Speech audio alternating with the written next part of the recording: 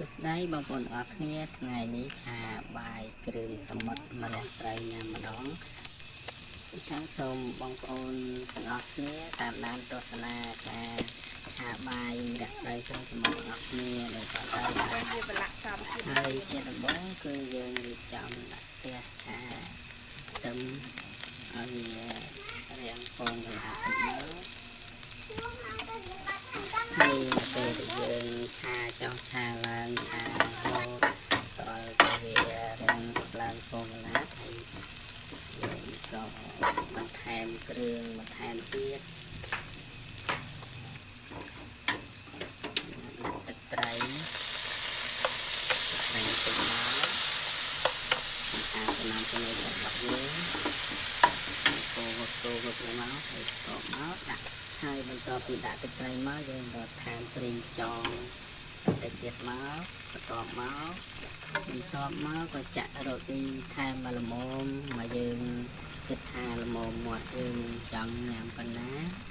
ហើយបន្ទាប់ពីដាក់រ៉ូឌីមកយើង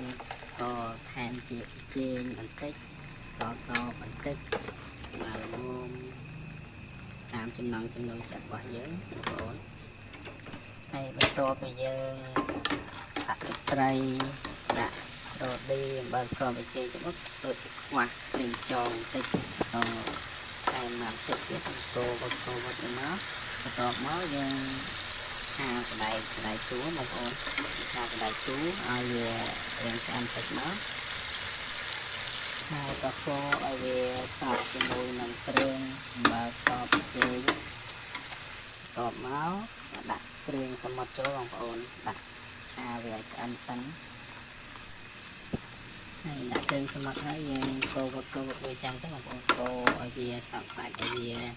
ឡើងឡប់តិចមកឲ្យវាឆ្អិនបងប្អូន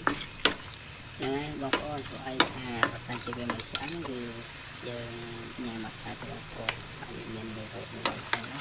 តោះមកយើងក៏ភ្លក់វាតិចទៅវាដូចជារាងសាបនេះក៏ថែមជាមួយនឹងទឹកស៊ីអ៊ីវបន្តិចទៀតតោះមកយើងកូរឲ្យវាចូលគ្រឿងមកហើយបន្ទាប់ពីកូរមកឃើញថាវារាងឆ្អិនហើយយើងក៏ដាក់បង្កចូលព្រោះមុនហ្នឹងយើងអត់បានដាក់ចូលទេបងប្អូនព្រោះអីសិនជាបង្កវាឆ្អិនពេកអាហ្នឹងវាមានជាតិសញ្ញាបងប្អូនចឹងទៅបាយឆាយើងវាអត់ឆ្ងាញ់ទេបងប្អូនហើយបងប្អូនកូរវាចឹងវាឆ្អិនតិចទៅបន្ទាប់មកយើងចាក់បាយចូលបងប្អូនចាក់បាយចូលទៅមកបន្ទាប់មកយើងក៏ឆាវាចាក់ចូលត្រឡប់វាមកឲ្យវាសព្វសាច់ជាមួយនឹងគ្រឿងសមុទ្ររបស់យើងណាបងប្អូនហ្នឹងហើយបងប្អូនបន្ទាប់ពីយើងកូរចឹងមកកូរឲ្យវាសព្វគ្នាបាទបងប្អូននៅពេលដែលយើងកូរសព្វហើយវារាងឡើងពណ៌រាងស្អាតហើយយើងក៏ចាប់ផ្ដើមដាក់វាចូលបន្តិចទៅដើម្បីវាជាសន្តិភាពដើម្បីវាមើលទៅវាស្រស់ស្អាតបងប្អូននឹងចំណងអញ្ចឹងណាបងប្អូនដល់មកយើងថែមជាមួយនឹងម្រះត្រូវដើម្បីឲ្យវាឈ្ងុយបងប្អូនបន្ទាប់ពីដាក់ហើយយើងក៏ត្រឡប់វាទៅឲ្យវារាងកពប